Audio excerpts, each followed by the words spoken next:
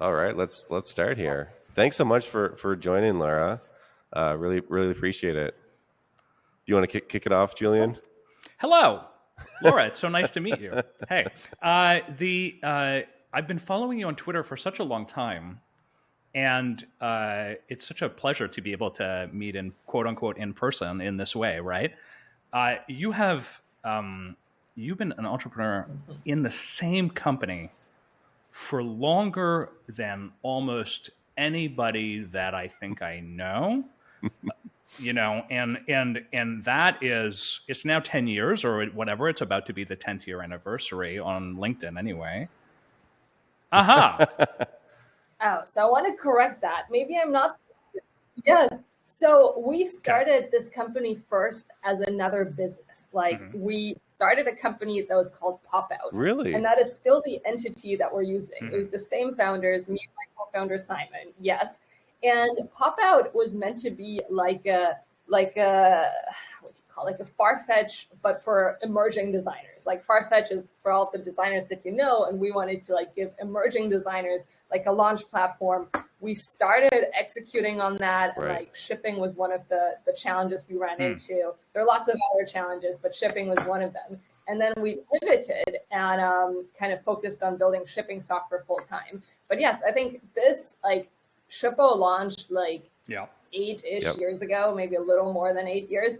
But that is kind of the Shippo idea that we've been working on. And but yeah, I've been working with my co-founder Simon for 10 years, like one way or the other. Yeah. And I think it is one of those things where honestly, like recently, especially in like the I don't know, the height of like 2020 or something, I was like, all these young startups, like a year old or something, or 3 years old, getting insane valuations. And here I am, I've been working on this for so long and my valuations are roughly the same. And I've been feeling like bad about that. But now I'm feeling pretty good. Like an 8-year-old company is a bit more resilient. And then it's quite interesting. I'm looking around like the companies that are, successful today, and like that. Yes. They have been around for a while. Like recently, you looked at a company called Alloy. They're like a banking or like fintech API company. They celebrated 7 or 8 years, and like, I didn't know that. I met this guy, Sean from Stored, yeah. I forget his name. It's Stored, from Stored. And he was talking, he's also been doing this for like 7 or 8 years. Like, when you read those TechCrunch articles, it seems like a breakout success overnight, like Stored raised their large round like a year or something ago. And then you meet them in person and realize he's been like working at during this my for a last very long financings time. at Brather like, back in the day, and being like, we're only 2 years old, like being not really the initiation of the company, but the time that we had been in New York, like deliberately shortening it, to make us feel like it's cooler, to investors or what have you. But I don't think you can bend the 10-year arc that much.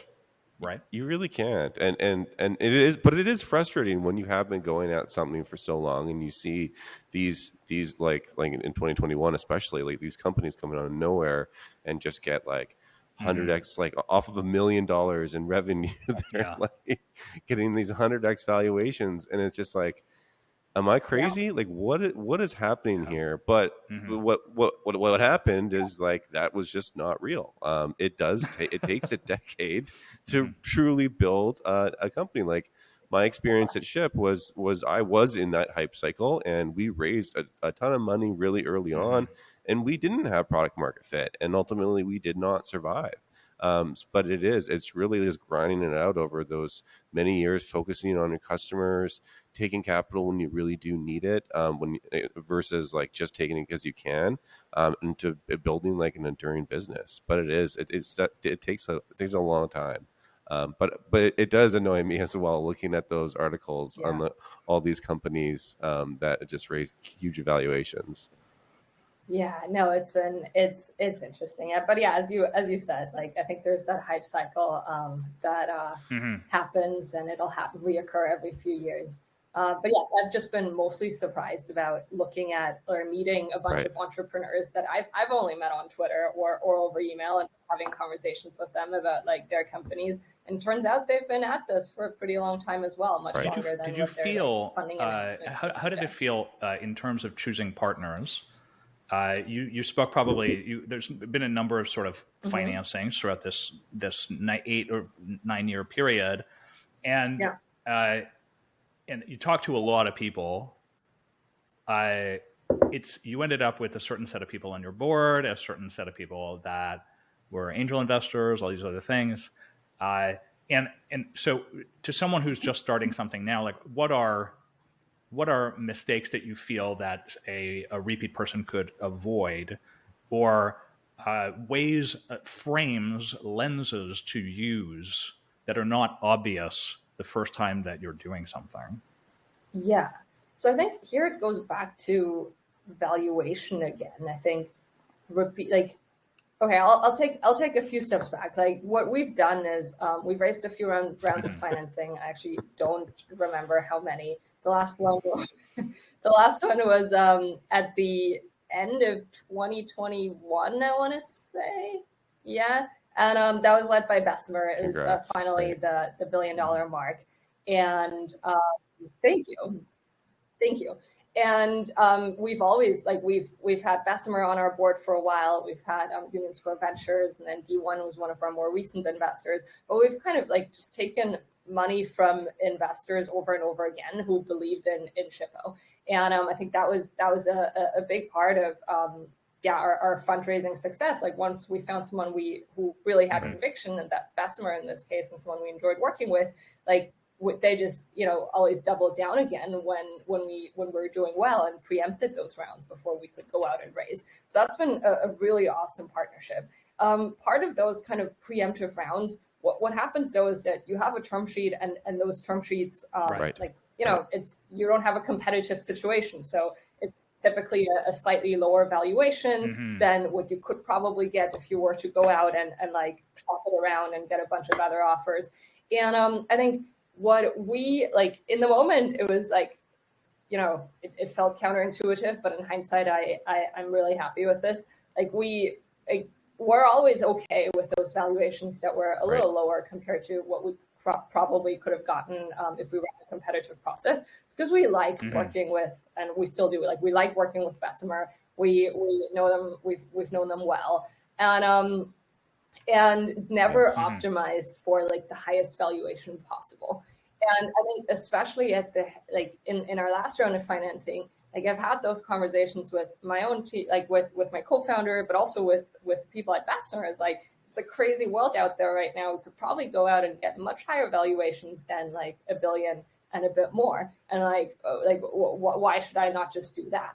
And in hindsight, I think this is a good valuation. Bessemer does they use they're the right multiples. They look at the rule of 40. They have clear frameworks of investing and setting valuations, and it's something that we can grow into over time. It's not we're not running into the kinds of troubles where the valuation is just not based on any framework at all, and there's no way for us to grow into that. And I think that is maybe something that's a little counterintuitive. At that point in time, a higher valuation would have felt nice. It would have been something nicer press release, more attention, probably less, not even less dilution, because investors want a certain ownership no matter what. So at a higher valuation, it is just more money and the same dilution. But yes, I think those were the right decisions. And then more capital is not always healthy. You end up right. Did you at some point believe that more capital would just allow you to do more things? It's interesting because I've raised a lot of money. Kevin deliberately has the opposite view, where he's I take the smallest amount possible. Now I still have a lot of anxiety about that type of attitude. It sounds like you found a path in the middle or something like that. Is that right?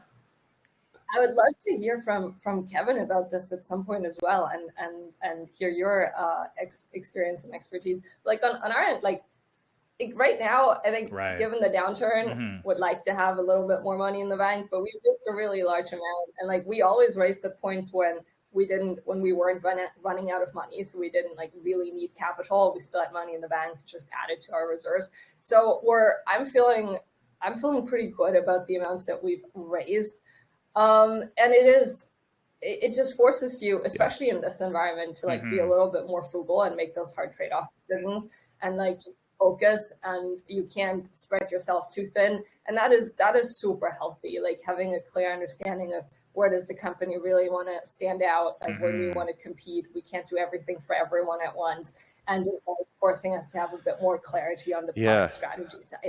Kevin, what do you think? Like what's opposite approach at my last company, Shyp, and raised way too much money. So we raised, and not all compared to valuations these days, but back in 2016, we raised like at a 250 valuation on like, I think it was like $2 million in gross revenue with negative gross margins. Right. If you can imagine that.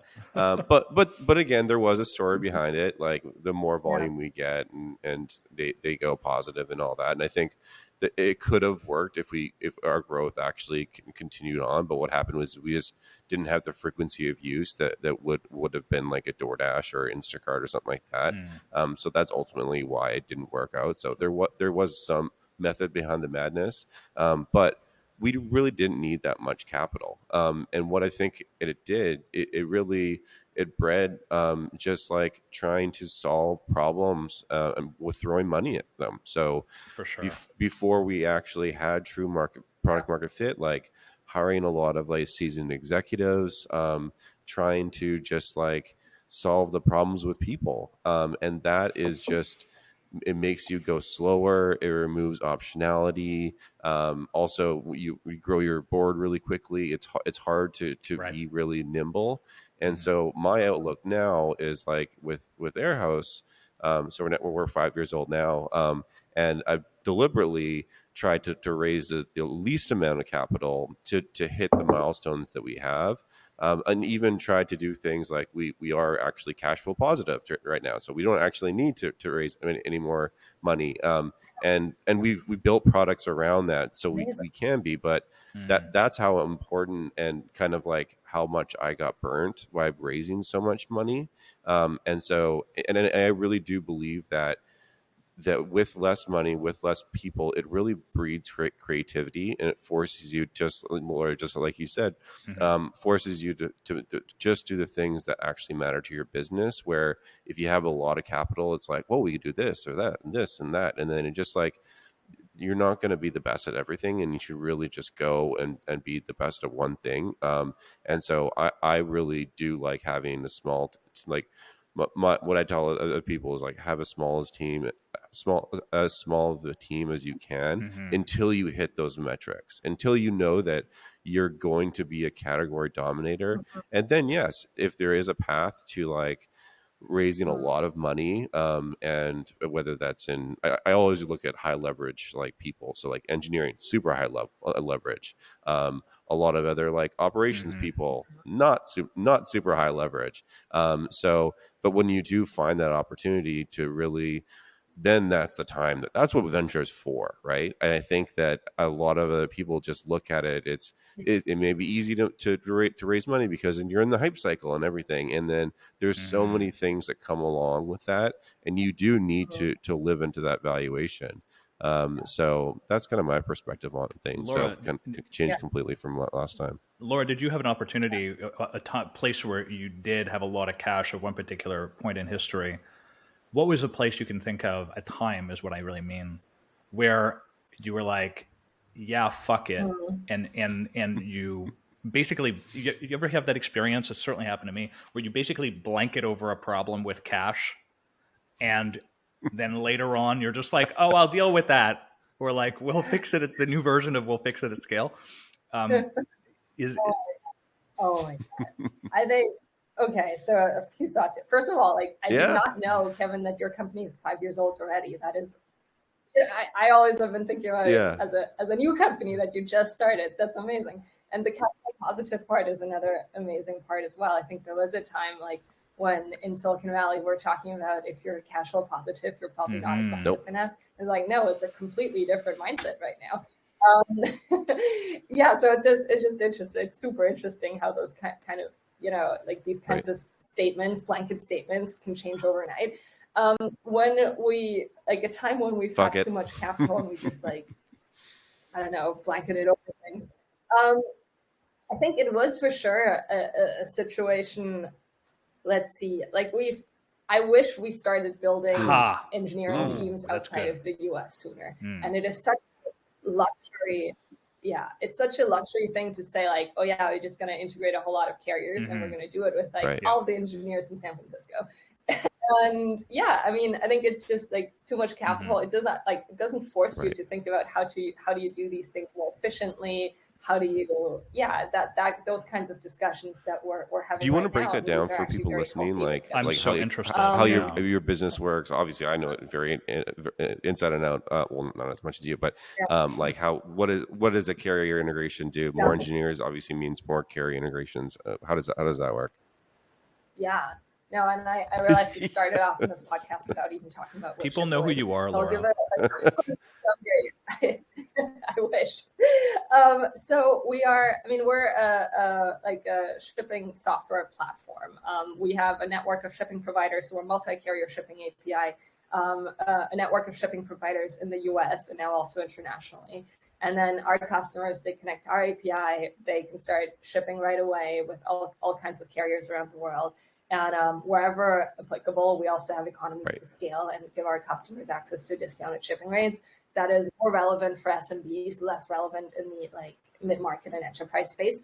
And then we do a bunch of shipping adjacent functionalities as well. So tracking, returns, insurance, everything shipping related, like through a single API.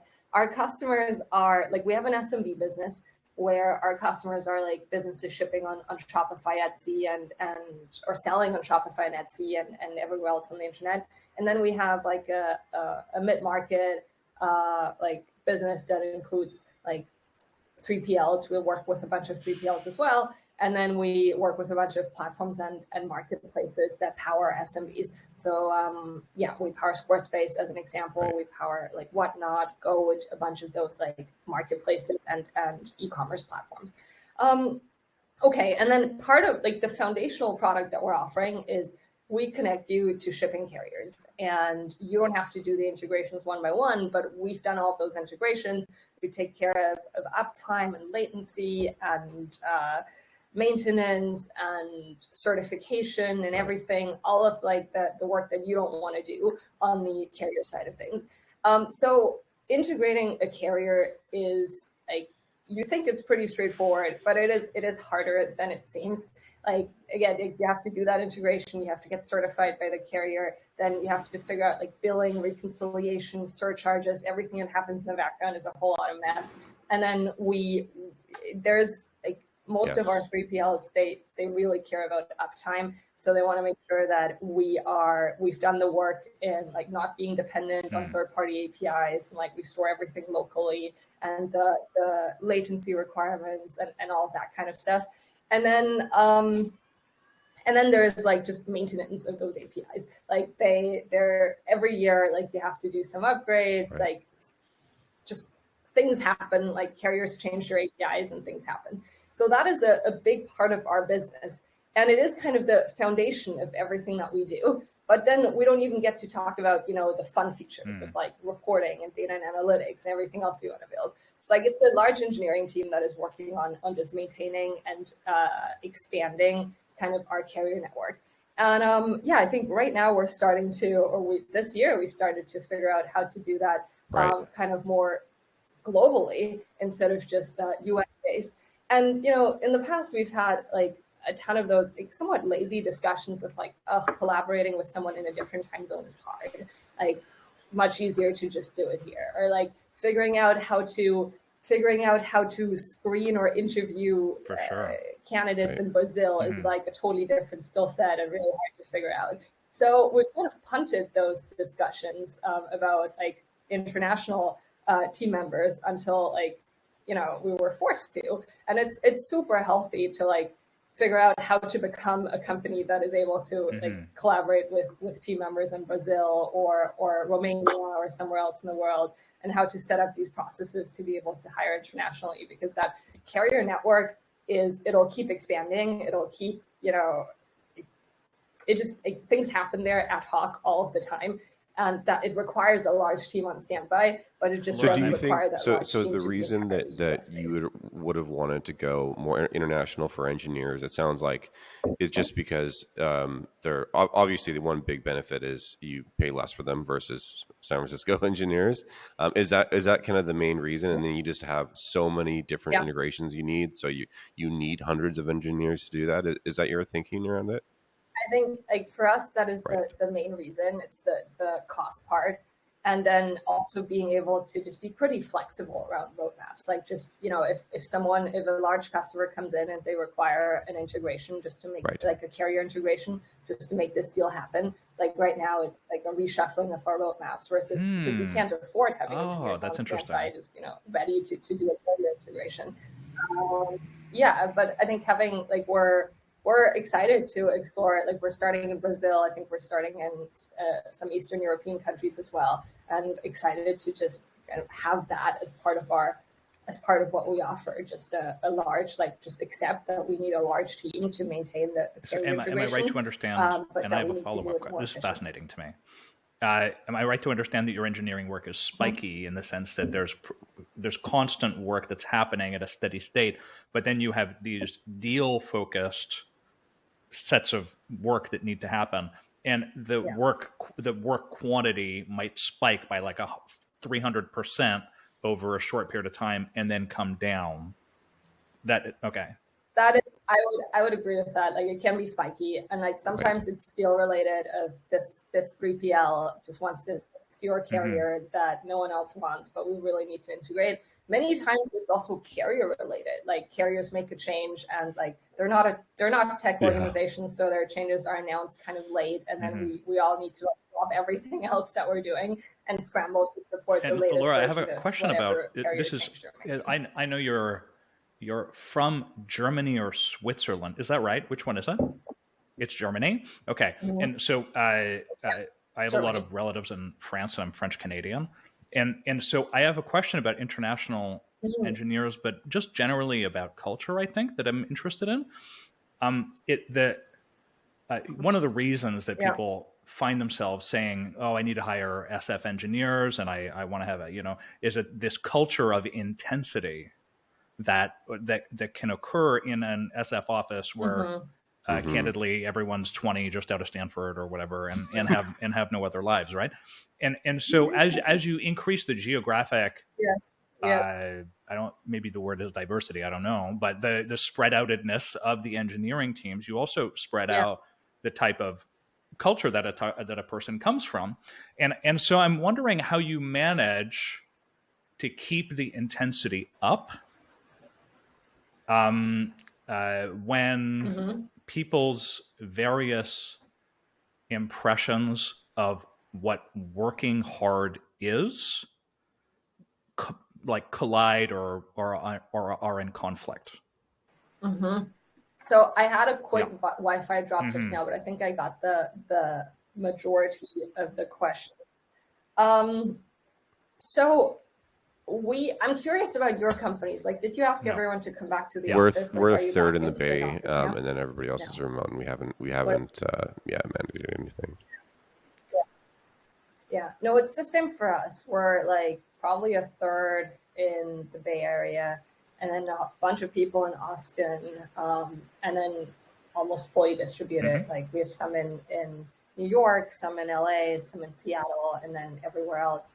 So we can't really go back to be fully in office all of the time anymore. So just because of that, like, I think everyone went remote without like a clear understanding of what it means to remote, just out of the COVID situation. And coming out of it, like, we realized that, okay, we can't really go back to be in office just because of how we hired and how the company has evolved. But we need to be much more clear about what it means to work at a remote company.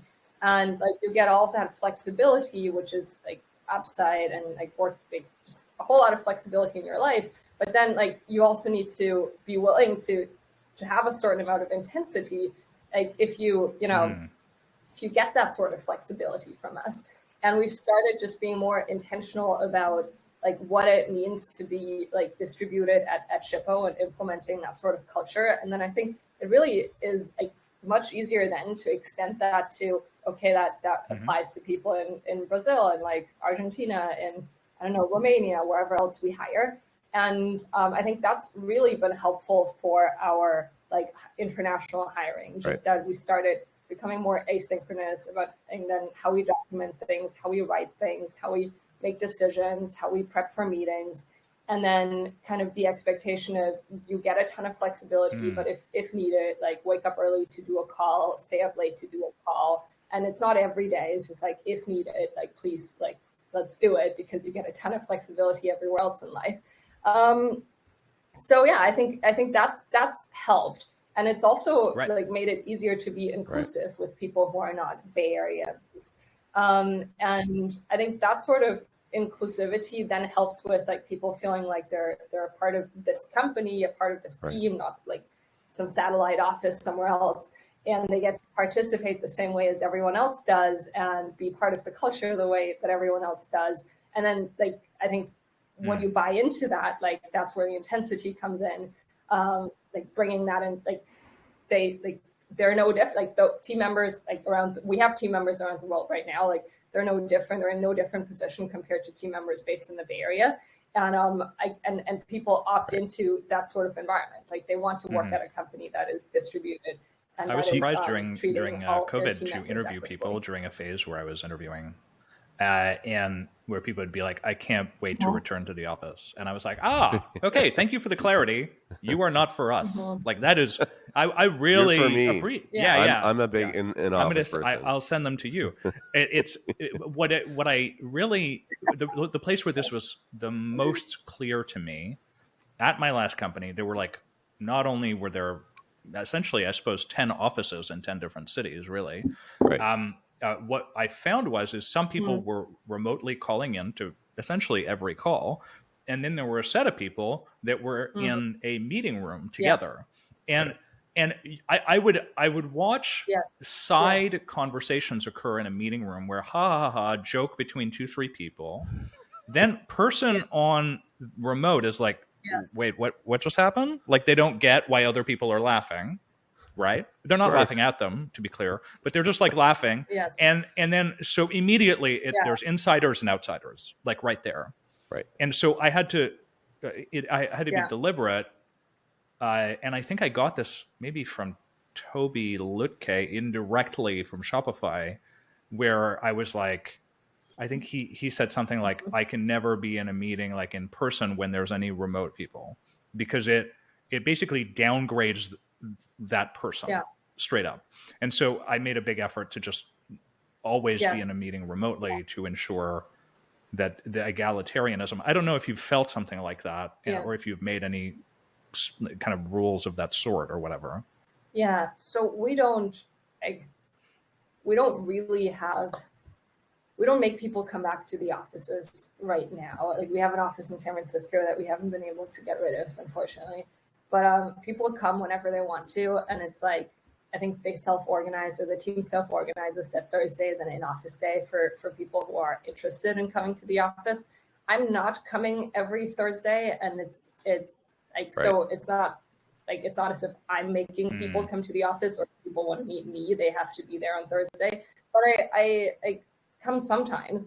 And I think it's just about making sure that kind of Bay Area execs are not calling in people like on certain days. And it is like a self-organized part. I think anything that's self-organized is completely fine. Like I'm not gonna like prohibit people from meeting up when there's an opportunity to meet up. So I think you can go too far the other direction. Like self-organized stuff is completely fine, but we're not like making it mandatory for people. And then when we do happy hours or like any social events, we try to make sure that we have something for the remote people as well. Like we do some in-person events, but then remote events.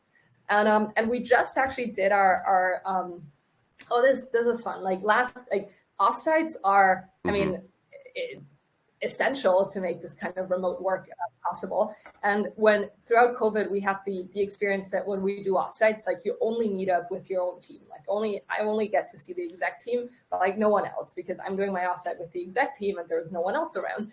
And so our people leader came up with this offsite approach where we have an offsite calendar and the offsite dates are set, the locations are set, and managers get a certain amount of offsites and they sign up for the offsite locations and dates. And then at that location in the same hotel at the same time, like a bunch of Shippo teams are having offsites. So they get to socialize across teams as well. So we have those like working sessions that are with their own teams, and then like social sessions that are cross-functional, and people get to meet teams from other parts of the company. So that's been just very, very cool. And people like this offsite calendar. They like the predictability. They know where they're going and when. Right. And those are exciting locations like Nashville, Phoenix, and Seattle. It's like, yeah, people are looking forward to traveling. And we just did our whole company offsite as well. So we kicked off the year with our whole company offsite in San Diego, which is, I think, like these are the kinds of investments you have to do if you want to lean into distributed. And then that comes like, again, with like, you know, you have the flexibility of you work from home the majority of the year, but then like, depending on your level, we do expect you to travel. So if you're an executive, you're probably traveling 8 to 12 times a year. And that just comes with the part of being at a distributed company. Like you have to do the leadership offsites, you have to do the company offsites, you have to I'm curious, team offsites. So there's a whole lot of traveling. You guys have been based in the Bay and obviously hired remotely during COVID, but it sounds like you also do want to hire even more remotely, especially for engineers. Do you for your and now you're scaling you're a growth company, are you going to organize and take advantage of a lot of the Bay Area, like senior executives, and have more people and build your like exec team within the Bay Area? I ask because that's what I'm kind of leading towards. But I think for certain functions like engineering, I think is like makes total sense. But like your core, as you build that exec, obviously you have an exec team already. But how do you think about that? Yeah, that's such a hard one, because if we look at kind of the distribution of our team members, we see that the extended leadership team is heavily concentrated in the Bay Area, and then the leadership team as well. And that's just because of the talent that's been brought up there. But then it does seem inequitable and like could send the wrong signals. So on our leadership team, we have an eng leader based in Seattle.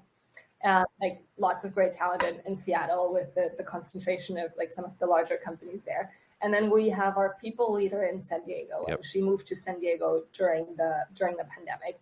The rest of us are SF based. My co-founder Simon moved back to Germany during the pandemic, so he is in Germany, and I think that helps with kind of our story of even like a co-founder is fully like remote and not coming to the office. But yeah, still like we have our finance leader, our COO, and our GC based in the Bay Area. But it's a good split of like half of us in the Bay Area and half of us distributed. And I think we've been like telling the exec recruiters that we're open to remote has been a plus, because a lot of people are not open to remote for their execs. So I feel like we've seen a different like set of talent because we told the recruiters that we'd be okay with that. We even said we'd be okay with like European. There's a few things. I have trauma here, so I feel the need to express myself. Marketing is one of the undiscovered things where if someone has not, product is a little bit more obvious because like who has built like, for example, a Dropbox like in Toronto? There aren't many of them, right? But it's also like the best practices for a VP of marketing. There aren't that many people that have just scaled. Oh yeah, we got to 100 million users or whatever the state is, 100 million in revenue. Like those companies just don't exist at that pace. And you're never going to find somebody from an agency who is going to be able to do that. And it's really unlikely that you'll find some old school, like a dude from IBM or whatever. Yeah. That it's gonna, it's just not going to work. And And the other lesson that I think I recently learned is, but you can do, if you find SF-ish or really tech-based recruiters, then they have a standard of quality and what it is that you really want. And then those people can come from all over the place. And I've had some good wins. I don't know if any of this resonates with you. Yeah, that makes sense. I think it's also a question about, like, do you want someone who's been there, done that? Or are you willing to take a risk, someone who's taking a step up? And if you're getting someone who's taking a step up, then like very likely to get them somewhere outside of the Bay Area. I was just seeing the two of you sort of geek out over shipping just a moment ago. And you know, it really reminded me of Jack Altman, who runs Lattice. And Jack, I think he went through YC, if I remember correctly. We should get him on the show, but like, he clearly was not in love with, just at the very beginning, right? He wasn't in love with like performance reviews, right? Okay. Right. Yeah. And actually, I'm probably more in love with performance reviews now than he was then at the beginning, right? And but you become in love with performance reviews, and he says he did. Actually, he did fall in love with performance reviews and all the stuff that Lattice does. And so Kevin, I know eBay power seller early on. Yes. Laura, at the very beginning, you were actually just building kind of an e-commerce store and encountered the shipping problem. And so I'm wondering whether you feel that you fell in love, because, you know, when people when investors like look for a company, they're like, oh, this person has to be in love with the problem. They have to want to do it for 10 years. But you can also encounter those things and manufacture that along the way. So I'm curious about your path. Yeah. Yes. I mean, in love is, I'm obsessed with it. Right. I'm not sure if I'm in love with it. But yes, like for sure obsessed with it. And it's like, you're working on a problem. The problem's so big. Like shipping is such a big problem. The TAM is so big, but also different steps. Like you talk about, even just in this room, like shipping, warehousing, like in warehousing, there are a whole lot of other problems. So, but in shipping, it's like, we've got cross-border tracking, returns, insurance. Every carrier has a set of problems. Why is like pricing static and not dynamic? So why is like billing so hard to figure out? So there are so many problems in shipping that it feels, you know, I hate this cliche thing that people say at every like funding announcement of like, oh, we're just getting started. But like, it feels like that. It feels like that it's been like 8 something years, almost 9, and we're just getting started. And like shipping, unfortunately, you know, because the TAM is so big, like to become relevant, you have to get a certain amount of scale. And it just takes time to build that scale. And we just signed a partnership with FedEx. And maybe, I don't all the details. Know how much detail tell us everything. Into, but it's like when we started this business. No, tell me everything. All the details. Yeah, when we started this business, we were like, I think one of the problems that we were trying to solve was, okay, you sign up for Shippo, you get like the carrier APIs, but you can't start shipping just yet because you need to go to the FedEx side or the UPS side to get your FedEx credentials and then negotiate your FedEx rates. And that was like, then we came up with this idea of like, we should have this kind of platform account or master account, whatever you want to call it. So when someone signs up, they can just start shipping right away. And then it goes through our accounts and we're dealing with FedEx and UPS and everyone there, and they get paid through us. And that was met with a lot of resistance. Like the carriers did not like this idea. They hate this idea. And we've always said, like, we aggregate scale, and then eventually they're going to start liking this idea because we have so many customers, and we give them access to all these customers, and we just like do all the marketing for them, the customer support. It's just so easy for them to tap into that volume. And it's taken us a long time. Like USPS was the first one that kind of agreed to this, and then UPS like 3 years ago, and just like a few weeks ago, FedEx agreed to this as one of the last big one in the US. And I remember when I first like started this business, I wrote an email to like Fred Smith, just like, you know, I was like 22 or something. So write an email to Fred Smith, guess his email address. And I got a response from like his assistant. And the response was basically, this is a really dumb idea. Like, don't want to be a part of this. Like, why would we? So yeah, it's taken us a long time to like aggregate this volume and get to a point where we can convince carriers that it is a good idea. But that is only like the first part of our business. And we've had this idea of like, we should give you access to rates like from day one. It's taken us like 8 years to get there. And yeah, so it's an obsession. It's an obsession, and there are so many small things that we can fix. And yeah, it is. Yeah, so for anybody that doesn't know, yeah, me and Laura are both in the same industry. However, it's an extremely large industry, and I think we actually use you guys for a bunch of stuff, and our partners do as well. But I could definitely relate to. You're not relevant until you're big enough.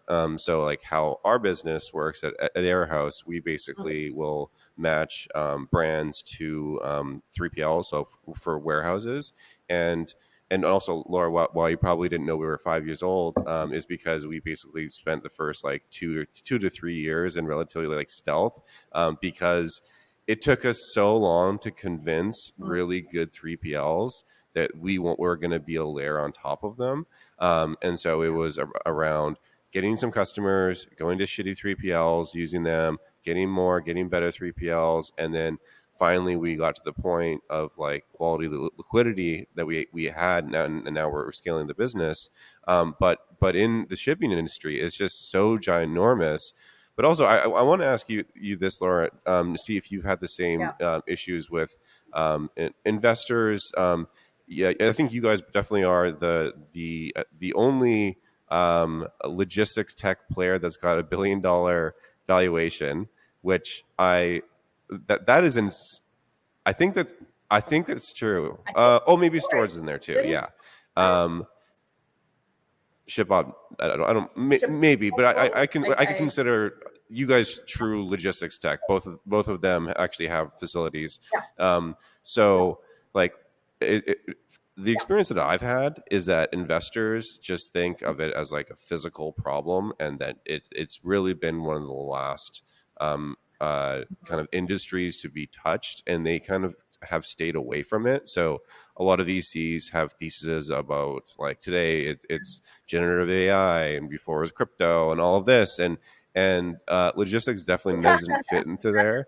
Have you had the experience either on convincing investors that this is going to be a big market, a market opportunity, you can actually do it, or also on the employee side, can you get people really excited to join? Because it's not, as Julian mentioned before, like it doesn't seem like same with performance management, like it doesn't seem like probably a passion for a lot of people.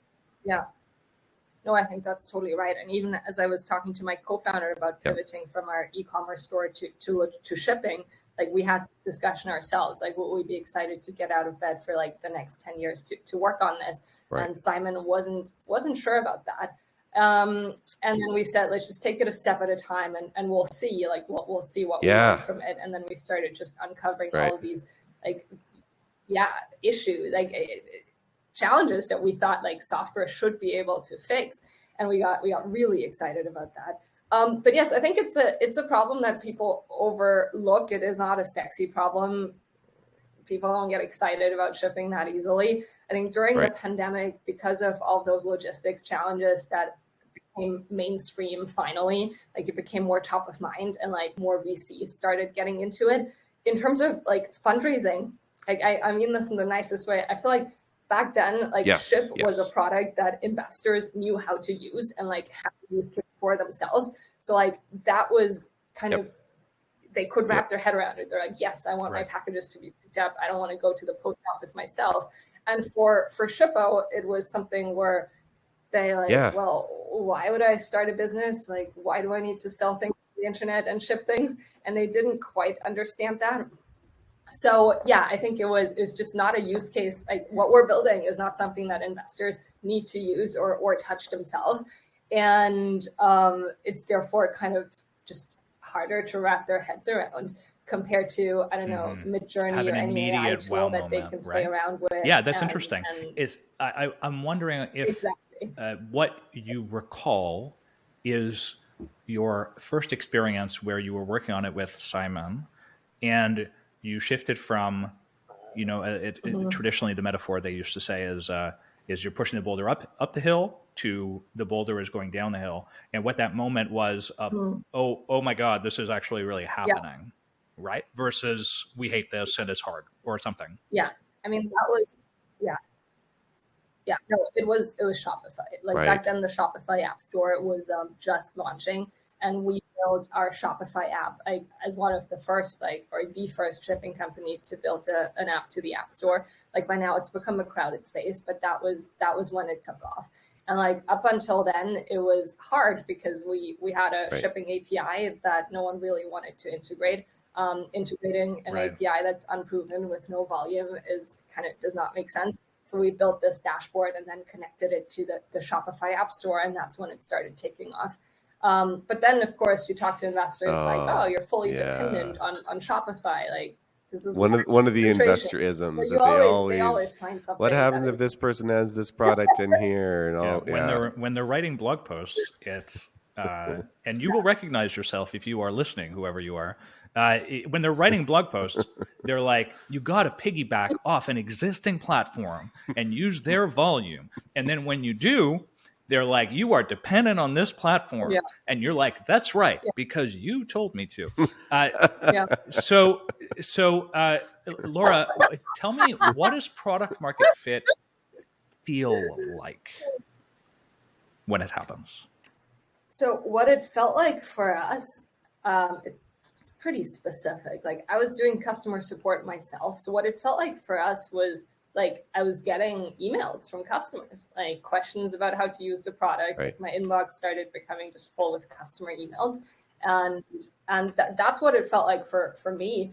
I think there was a dashboard, of course, to look at where like the numbers went up. But like the part that I remember the most is just like customer emails. And not always, like a lot of them were questions and product problems, but at least like customers were engaging with the product and like engaging so much that they were willing to write.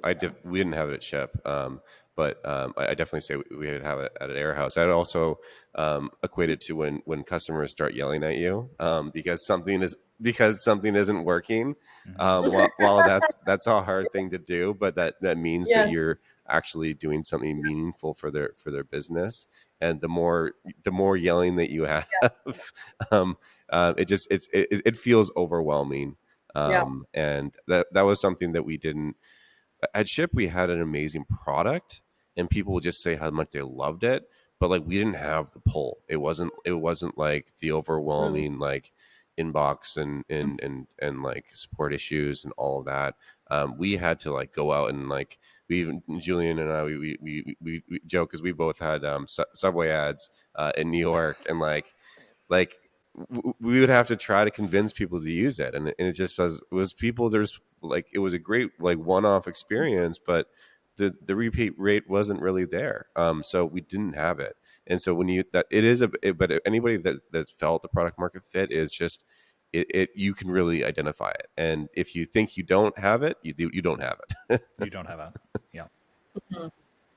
Was Airhouse born out of a problem you saw at the Shyp? larger, and I'm sure you've seen the same problem as well. It was the larger the customers were trying to use Shyp were these small brands, and what they really wanted to use was like a modern, like high quality 3PL. And that really just didn't exist out there.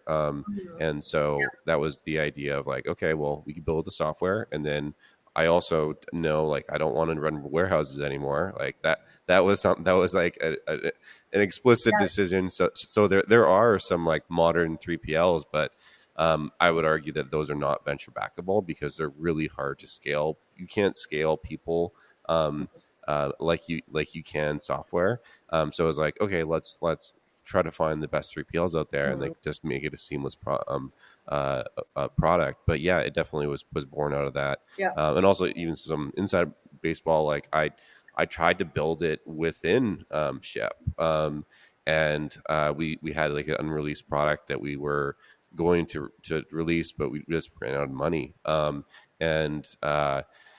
This is another thing of when you take so much money, you have so much baggage, you have so many board members.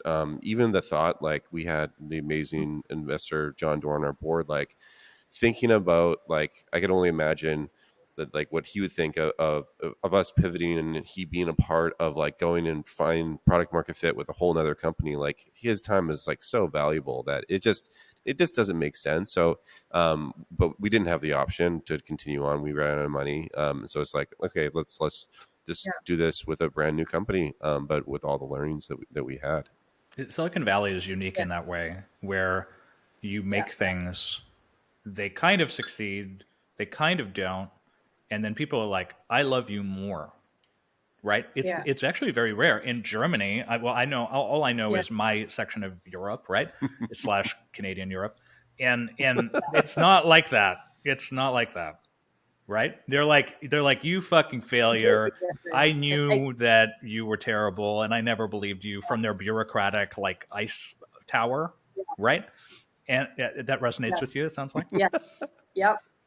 It fully resonates with me. I think that's also why like starting a company in Germany is not the most fun experience, and why I chose to do it here in the US.